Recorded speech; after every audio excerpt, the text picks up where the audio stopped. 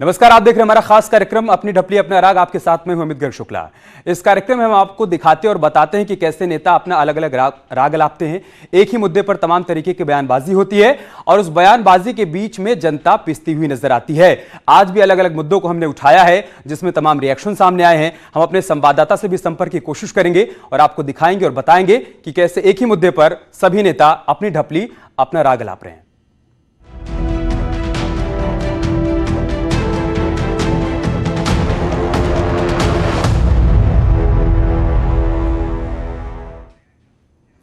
UP में राजनीतिक जुलूस, प्रदर्शन, हड़ताल और बंद के दौरान सरकारी या फिर निजी संपत्ति को नुकसान पहुंचाने वाले को अब नुकसान की भरपाई करनी पड़ेगी। राज्यपाल ने UP prevention of damage to public and private property अध्यादेश को मंजूरी दे दी है, जिसके बाद अब योगी सरकार रिटायर्ड जिला जज की अध्यक्षता में क्लेम ट्रिब्यूनल बनाने की तैयारी में है। खास बात यह है कि ट्रिब्यूनल के फैसले को किसी अन्य न्यायालय में चुनौती नहीं दी जा सकेगी। ट्रिब्यूनल को आरोपी की संपत्ति अटैच करने का अधिकार होगा। साथ ही वो आरोपी का नाम, पता और फोटोग्राफ पब्लिक करने का आदेश भी दे पाएगा, तो कोई और आरोपी की संपत्ति खरीद ना पाए, यह सुनिश्चित किया जाएगा। हालांकि योगी सरकार का यह फैसला विपक्ष को रास नहीं आ रहा है। एसपी अध्यक्ष अखिलेश यादव ने सरकार को तानाशाह बताया है। सरकार के इस फैसले को कोर्ट की अवमानना भी कहा है।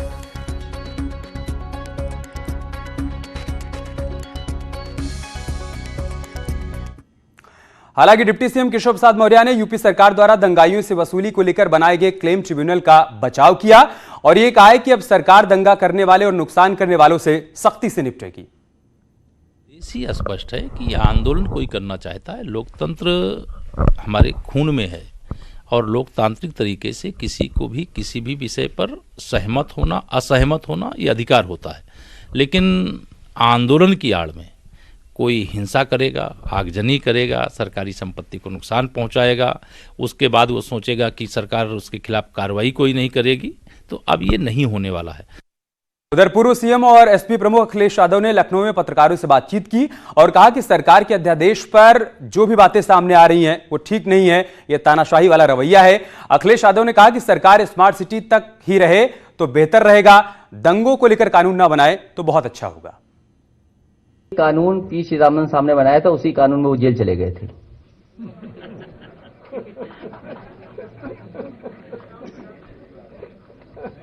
तो कानून किसके लिए बना रहे हो? दंगाई कौन लोग हैं? आप पुराने इतिहास उठा करके देख लिए, दंगा कौन करता है? स्मार्ट सिटी तक रहिए भाई। हमारा आपका स्मार्ट सिटी वही है जिसमें सांड घूमे। तो आप देखिए मिलीजुली प्रतिक्रिया सामने आ रही है। एक तरफ केशव प्रसाद मौर्य कह रहे हैं कि यह कानून बहुत जरूरी है, ट्रिब्यूनल का गठन होना बहुत जरूरी है ताकि ऐसे लोगों से निपटा जा सके जो कि सरकारी और प्राइवेट संपत्ति को नुकसान पहुंचाते हैं, उन्हीं से उसकी वसूली की जा सके। दूसरी तरफ अखिलेश यादव कह रहे हैं कि कानून बनाया जाए वो जरूरी है, लेकिन कानून को मनमानी तरीके से ना बनाया जाए। साथ ही साथ उन्होंने चुटकी भी ली। उन्होंने ये भी कहा कि पी चिदम्बरम ने कानून बनाया था तो उनको जेल जाना पड़ा, अब मौजूदा सरकार भी यही कर रही है। तो कुल मिलाकर उन्होंने स्मार्ट सिटी परियोजना पर भी चुटकी ली और साथ ही साथ सरकार की तरफ से ट्रिब्यूनल के गठन को लेकर भी जो आदेश जारी किया गया है उस पर भी अखिलेश यादव चुटकी लेते हुए नजर आए। इन सब के बीच हमें यह समझना होगा कि मसला आया क्यों।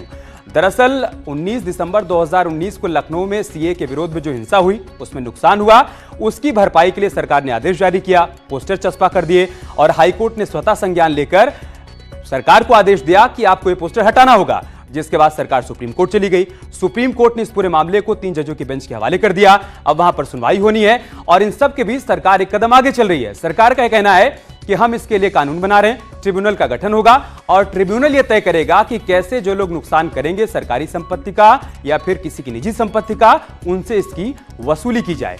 इसी को लेकर बाकायदा एक अध्यादेश पारित किया गया जिस पर राज्यपाल आनंदीबेन पटेल ने मुहर भी लगा दी है। मतलब यह है कि इस कानून का बनना तय है, ट्रिब्यूनल का गठन होना तय है, लेकिन इस पर कुल मिलाकर समाजवादी पार्टी की तीखी प्रतिक्रिया सामने आई है। संवाददाता शबाब हमारे साथ इस वक्त जुड़ चुके हैं।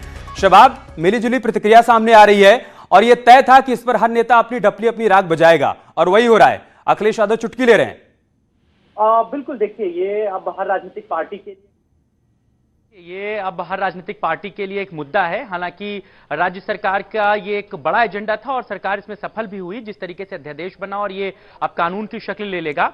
आपको याद होगा जब लखनऊ में और उत्तर प्रदेश के तमाम जगहों पर दंगे हुए थे और बहुत बदतर हालात हो गए थे और उसके बाद उत्तर प्रदेश सरकार ने उन दंगाइयों के पोस्टर राजधानी लखनऊ के तमाम चौराहों पर लगाए थे, तो ये मामला कोर्ट तक पहुंचा था। कोर्ट ने स्वतः संज्ञान लेते हुए राज्य सरकार से पूछा था कि आपने किस कानून के तहत इन लोगों के फोटो यहां पर लगाए हैं। इसके बाद कड़ी आलोचना हुई थी और तमाम तरीके के सवालों के जवाब सरकार को देने पड़े थे। हालांकि इस मसले में आज भी हाईकोर्ट में सुनवाई है। राज्य सरकार को अपना जवाब वहां पर हलफनामे के तौर पर दाखिल करना है इलाहाबाद हाईकोर्ट में। अब सरकार ने आगे के लिए एक बड़ी कार्रवाई करते हुए इस तरीके का जो क्लेम ट्रिब्यूनल बनाने का फैसला लेने जा रही है सरकार, ये अपने आप में बहुत महत्वपूर्ण होगा। रिटायर्ड जज इसकी अध्यक्षता करेंगे, तो इसका एक बड़ा फायदा ये होगा कि जो भी लोग राज्य या सरकारी संपत्ति को आग लगाएंगे या उसको नुकसान पहुंचाएंगे, उसको क्षति पहुंचाएंगे, तो उनसे उनकी वसूली की जा सकेगी, उनसे उनकी भरपाई की जा सकेगी। हमारे साथ फोन लाइन पर जुड़ चुके हैं शलभ मणि जी। अखिलेश यादव चुटकी ले रहे हैं क्लेम ट्रिब्यूनल पर, कह रहे हैं कि चिदंबरम ने कानून बनाया था तो उनको जेल जाना पड़ा था। अब ये सरकार भी यही कर रही है। शलभ मणि जी, अखिलेश यादव जी को समाजवादी पार्टी को इससे तकलीफ होगी क्योंकि समाजवादी पार्टी की सरकार में जो इस तरह के तत्व थे उनको सम्मानित करने का काम होता था, जो दंगाई थे उनको सम्मानित करने का काम होता था। मुजफ्फरनगर में दंगे हुए और उस दौरान अखिलेश यादव जी का जो रवैया रहा, उनकी सरकार का जो रवैया रहा, जो आतंकवादी थे जिन्होंने कचहरी में सिविल ब्लास्ट किए थे, उनके मुकदमे वापस लेने का काम समाजवादी पार्टी ने किया था और बाद में उन सारे आतंकियों को सजा हुई। तो ऐसे में आज जब उपद्रवियों और दंगाइयों ऐसे तत्वों के खिलाफ कार्रवाई हो रही है तो इन दंगाइयों और उपद्रवियों से ज्यादा तकलीफ समाजवादी पार्टी के लोगों को हो रही है। वो इस तरह की प्रतिक्रिया देंगे। समाजवादी पार्टी से अनुराग भदौरिया इस वक्त हमारे साथ जुड़ चुके हैं। आप बने रहिए शलभ मणि जी हमारे साथ। अनुराग भदौरिया जी, शलभ मणि त्रिपाठी ये कह रहे हैं कि आप जो लोग नुकसान करते थे उनको सम्मानित किया करते थे, हम उनको सजा दे रहे हैं, तो आपको तकलीफ हो रही है। भदौरिया जी,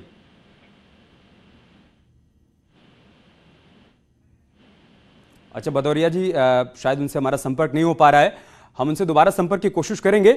लेकिन शलभ मणि जी, एक बात ये कही जा रही है कि ठीक है आपने क्लेम ट्रिब्यूनल के गठन की दिशा में आपने कदम आगे बढ़ा दिया है, आप अपना पक्ष भी हाईकोर्ट के भीतर रखेंगे, लेकिन ये कानून जब से लागू होगा तब से माना जाएगा ना। फिलहाल तो इस पोस्टर को हटाना पड़ेगा, क्या करिएगा आप? देखिए हमने वही किया है जो ऑनरेबल कोर्ट ने कहा। उपद्रवियों के खिलाफ कार्रवाई हो, उपद्रवियों से वसूली हो, जो सार्वजनिक संपत्तियों को नुकसान पहुंचाते हैं, जो बेगुनाहों पर हमले करते हैं, जो पब्लिक ट्रांसपोर्ट को आग लगाते हैं, जो पुलिस पर हमले करते हैं, उनसे वसूली का जो आदेश था वो ऑनरेबल कोर्ट का था। अब पिछली सरकारों ने उसको लागू नहीं किया तो इसके बारे में पिछली सरकारें बताएं, जो पिछली सरकारें चला रहे थे वो लोग बताएं। हमने तो ऑनरेबल कोर्ट ने जो कहा है उसी को लागू किया है। नहीं तो ऐसी कोई व्यवस्था पहले से थी क्या कि वसूली की जाए जो लोग नुकसान करें? अगर थी तो फिर नए कानून की जरूरत क्या है? नहीं, बिल्कुल इस बात को लेकर ऑनरेबल सुप्रीम कोर्ट ने कहा था कि जो लोग पब्लिक प्रॉपर्टी को डैमेज करें, पर्सनल प्रॉपर्टी को डैमेज करें, पुलिस पर हमले करें, बेगुनाहों पर हमले करें, उनसे वसूली होनी चाहिए। और हमने जो सुप्रीम कोर्ट का जो ऑर्डर था, जो माननीय अदालत का आदेश था, उसी के दायरे में रहकर ये काम किया है। और ये जो कानून बना उसको लेकर भी ऑनरेबल सुप्रीम कोर्ट ने कहा है कि इससे कानून बनाया जाना चाहिए। तो हम तो कानून के दायरे में रहकर काम कर रहे हैं और कानून के दायरे में रहकर ऐसे लोगों को सजा दिलाने का काम कर रहे हैं कि जिन्होंने उत्तर प्रदेश में हिंसा करने का प्रयास किया, तमाम जगहों पर तोड़फोड़ की, तमाम जगहों पर आगजनी की, ये वो चेहरे हैं जिनको मीडिया ने दिखाया है, जिन्होंने मीडिया में देखा है। तो ऐसे लोगों के खिलाफ कार्रवाई। ठीक है शलभ मणि जी, बहुत शुक्रिया आपका हमारे साथ जुड़ने के लिए और अपनी बात रखने के लिए। शबाब आपका भी बहुत शुक्रिया हमारे साथ जुड़ने के लिए और तमाम बातें हम तक पहुंचाने के लिए। चुनाव से पहले नेताओं का एक पार्टी से दूसरी पार्टी में जाने का सिलसिला शुरू हो जाता है। मतलब एक पार्टी में रहते हुए जिस पार्टी को पानी पी कर गाली देते हैं, मौका मिलने पर उसी पार्टी का दामन थाम लेते हैं। नैतिकता के तराजू में इसे मौका परस्ती कहते हैं, लेकिन राजनीति में नैतिकता जैसा कुछ होता नहीं है, इसलिए नेताओं को इससे परहेज नहीं। और कहा तो यह भी जाता है कि सियासत में ना कोई परमानेंट दोस्त होता है और ना कोई दुश्मन।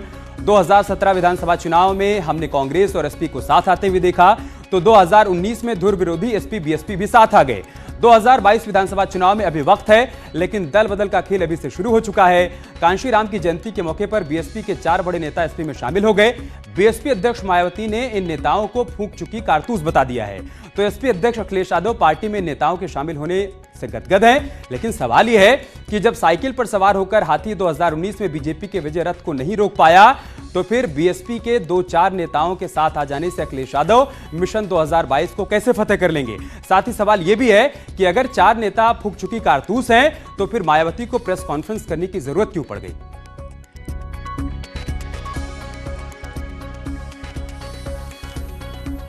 बात की कि बलिहार बाबू जी के साथ साथ बड़ी संख्या में लोग जुड़े हैं।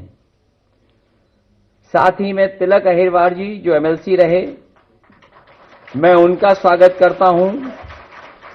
फेरनलाल अहिरवार जी का स्वागत करता हूं। अनिल अहिरवार हैं, उनका मैं स्वागत करता हूं। और भारतीय जनता पार्टी से छोड़ करके समाजवादी पार्टी में आने वाले इंद्रपाल पाल जी का भी बहुत बहुत स्वागत करता हूं, बधाई देता हूं। बीएसपी नेताओं के बगावत करने पर मायावती ने जोरदार हमला बोला। उन्होंने कहा कि जिन लोगों ने पार्टी छोड़ी है उनको पार्टी ने पहले किनारे लगा दिया था। में रहे जो लोग भी दूसरी पार्टियों में गए हैं या आगे जाने वाले हैं, तो वे ज्यादातर पार्टी से निकाले गए लोग हैं, या फिर पार्टी ने उन्हें उनके गलत कारनामों की वजह से पार्टी में किनारे कर दिया है, अर्थात उन्हें पार्टी में कुछ भी कार्य नहीं दिया है। और वरिष्ठ पत्रकार प्रभात त्रिपाठी इस वक्त हमारे साथ फोन लाइन पर जुड़ चुके हैं। प्रभात जी, एक बात समझ में नहीं आ रही है कि मायावती कह रही कि नेताओं को पहले पार्टी से किनारे कर दिया गया था, तो फिर उनको प्रेस कॉन्फ्रेंस करने की जरूरत क्यों पड़ गई? और समाजवादी पार्टी के अध्यक्ष अखिलेश यादव गदगद हैं 4 नेताओं को पार्टी में शामिल करवाकर। वो ये भूल गए कि 2019 में वो बीएसपी के साथ चुनाव लड़ चुके हैं और कोई खास फायदा नहीं हुआ। तौर पे अमित जी, आपने बिल्कुल सही कहा। देखिए, समाजवादी पार्टी में जो लोग कल पूर्वांचल से और बुंदेलखंड से शामिल हुए थे, चाहे वो रतनलाल वो आपके अहिरवार हो या आपके बलिहारी जी हो, ये सब अपने व्यक्तिगत स्वार्थ के चलते व्यक्तिगत उनकी, देखिए जो ये लोग पार्टी में आ रहे हैं, आपको याद होगा पिछली बार मायावती के बीएसपी से स्वामी प्रसाद मौर्य छोड़ के चले गए थे, जो आज सत्ताधारी पार्टी के साथ मिनिस्टर हैं। हाँ। तो ये जितने भी लोग आते हैं ये अपने स्वार्थ में, क्योंकि उनकी जगह उस पार्टी में जब समाप्त हो जाती है, इनकी कोई आइडियोलॉजी नहीं होती, इनकी कोई विचारधारा नहीं होती, अपने स्वार्थ के लिए समाजवादी पार्टी हो। ठीक है, लेकिन वो जनता को यही यकीन दिलाते हैं कि अगर वो इस पार्टी से दूसरी पार्टी में जा रहे हैं तो वो जनता के हित के लिए जा रहे हैं। अब इसको आम जनमानस कितना समझ पाता है, ये देखने वाली बात होगी। बहुत शुक्रिया आपका हमारे साथ जुड़ने के लिए और अपनी बात रखने के लिए। सियासत में वोट बैंक नोट बैंक से ज्यादा मायने रखता है, ये बात बीएसपी अध्यक्ष मायावती बहुत अच्छे से जानती हैं। बीएसपी संस्थापक काशीराम ने पिछड़ों और अति पिछड़ों के उत्थान को आधार बनाकर पार्टी की नींव रखी और दलित वर्ग के दिलों में बस गए। बाद में उनके मिशन को बीएसपी अध्यक्ष मायावती ने आगे बढ़ाया। बीएसपी ने पिछड़ों और अति पिछड़ों का कितना नोट बैंक बढ़ाया ये तो वही जाने, लेकिन सियासत के जानकार ये जरूर कहते हैं कि बीएसपी ने दलितों को अपना वोट बैंक जरूर बना लिया। बीएसपी के इसी वोट बैंक में चंद्रशेखर नाम के नेता ने सेंधमारी करने की तैयारी की है और दलितों की सियासत में रावण की एंट्री से बीएसपी में घबराहट है।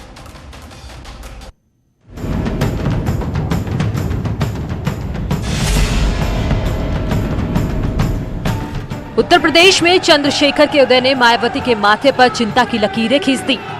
चंद्रशेखर ने दलितों के बीच खुद की पहचान बनाई, उनके अधिकारों की लड़ाई जमीन पर लड़ी तो मायावती को अपनी पहचान का संकट नजर आने लगा। आए दिन चंद्रशेखर सलाखों के पीछे रहता है, फिर भी बाबा साहब की सियासी पिच पर उसकी लोकप्रियता ने मायावती को परेशान कर दिया। लोकसभा में बहुजन समाज के लोगों का नेतृत्व करते हैं रितेश पांडे जी और राज्यसभा में करते हैं सतीश चंद्र मिश्रा जी। अगर इन्हीं लोगों के पीछे खड़े होकर हमें काम करना था, इन्हीं को नेता मानना था, तो बहुजन समाज का मूवमेंट है कहाँ? मायावती अपनी सियासी पिच पर किसी और को देखना पसंद नहीं करती हैं, लेकिन चंद्रशेखर को लगता है कि गरीबों दलितों की बात करने वाला कोई और नहीं बचा है, इसलिए बाबा साहेब के अधिकारों की लड़ाई उनको लड़नी पड़ रही है, जिसके लिए चंद्रशेखर ने नई पार्टी का ऐलान कर दिया। अब चंद्रशेखर आजाद समाज पार्टी के बैनर तले बाबा साहेब के नाम पर सियासी अखाड़े पर लड़ाई लड़ेंगे। अब सियासत की पिच पर सीधी लड़ाई मायावती से होगी, इसलिए उन्होंने सीधा संदेश दिया कि ऐसी पार्टी बनाने से विरोधियों को सीधा फायदा होगा। बाबा साहब के नाम पर जो लोग अपने व्यक्तिगत स्वार्थ व लालच में विभिन्न संगठन में पार्टी आदि बनाकर इन दुखी व पीड़ित लोगों को बांटने में लगे हैं, तो उससे इन वर्गों को तो कोई फायदा नहीं होगा, ताकि ये लोग हमेशा हमेशा के लिए उनके गुलाम व लाचार बने रहें। मायावती को अपनी पहचान की चिंता है, इसलिए बाबा साहेब की बात करने वाले चंद्रशेखर पर सीधा वार किया है। सबसे ज्यादा मुश्किल मायावती को होने वाली है। इस बात को मायावती बखूबी समझ रही हैं, इसलिए चंद्रशेखर पर मायावती सबसे ज्यादा हमलावर हैं। Bureau report, news 18।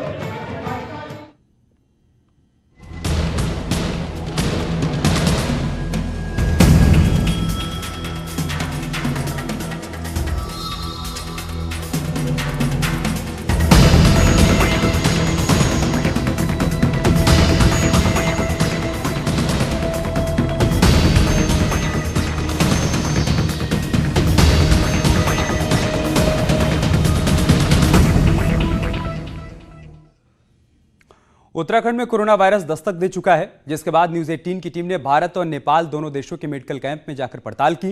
Indo Nepal border से लगे एसएसबी कैंप बनबसा के पास सिर्फ 2 डॉक्टर की टीम ही तैनात नजर आई, जो सिर्फ 500 लोगों की स्क्रीनिंग कर रही है। वहीं नेपाल के गड्ढा चौकी में बने मेडिकल कैंप में नेपाल के 10 डॉक्टर्स की टीम तैनात है, जो कोरोना वायरस को लेकर 4000 से अधिक लोगों की स्क्रीनिंग कर रही है। न्यूज़ 18 से एक्सक्लूसिव बातचीत में दोनों देशों के डॉक्टर्स की टीम ने पूर्णागिरी मेले को दोनों देशों के लिए कोरोना वायरस के लिहाज से बेहद खतरनाक बताया। तो न्यूज़ 18 की टीम ने भारत नेपाल बॉर्डर की बनबसा का रियलिटी चेक किया। भारत के बॉर्डर पर 2 डॉक्टर्स की टीम तैनात मिली, तो हजारों की संख्या में आने वाले लोगों के लिए नाकाफी साबित हो रही है। वहीं जो डॉक्टर वहां पर मौजूद हैं, उनसे हमारे संवाददाता ने बातचीत की, तो क्या जानकारी निकलकर सामने आई वो भी देखिए।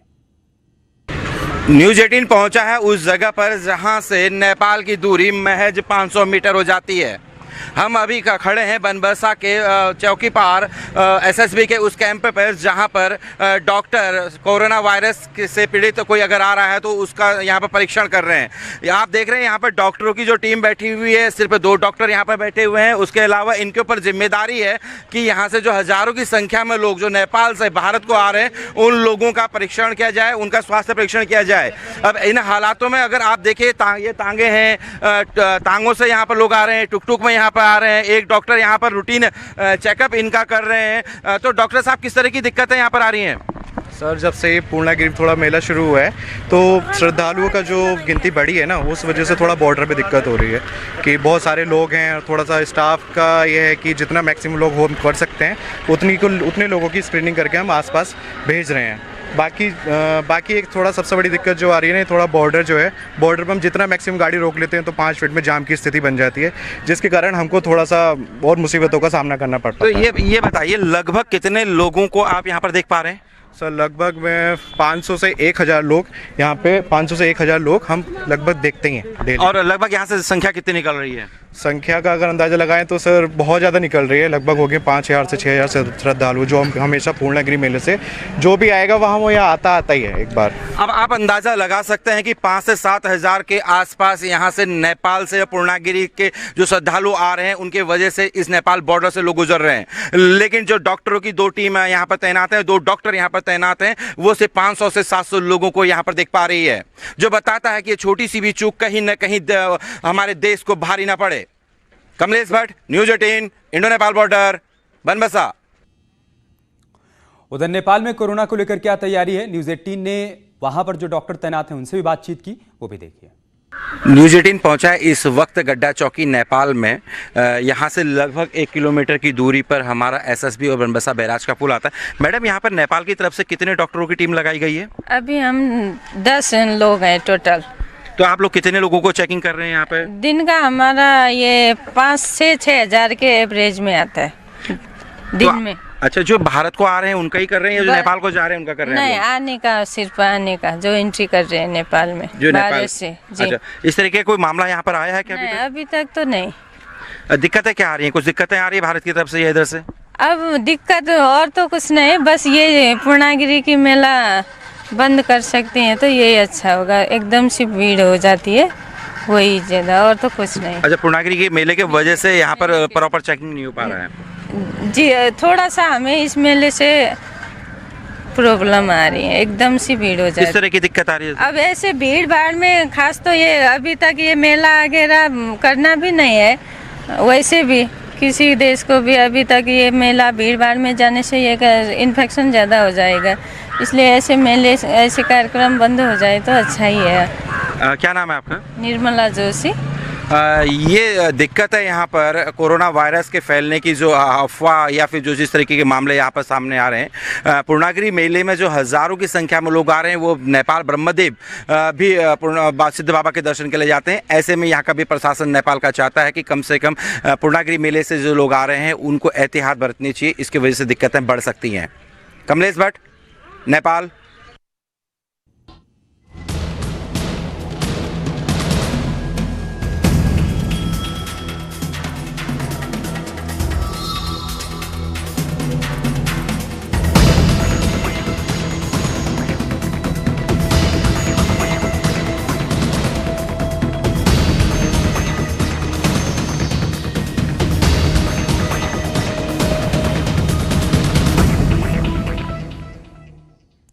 उधर बुलंदशहर में भी स्कूल बंद करने के सरकारी आदेश का खुलेआम उल्लंघन हो रहा है। निजी स्कूल आदेश के बाद भी खुले हुए हैं। निजी स्कूल की मनमानी से अभिभावक परेशान हैं क्योंकि कोरोना के चलते लोगों में खौफ है। आपको बता दें कि यूपी सरकार ने 22 मार्च तक सभी स्कूल बंद करने का आदेश दिया है, लेकिन बुलंदशहर में इस आदेश की नाफरमानी हो रही है। संवाददाता अनिल हमारे साथ इस वक्त जुड़ चुके हैं। अनिल, ये नाफरमानी क्यों हो रही है? सरकार के आदेश को भी नहीं माना जा रहा है, यहाँ पर स्कूल खुले हुए हैं।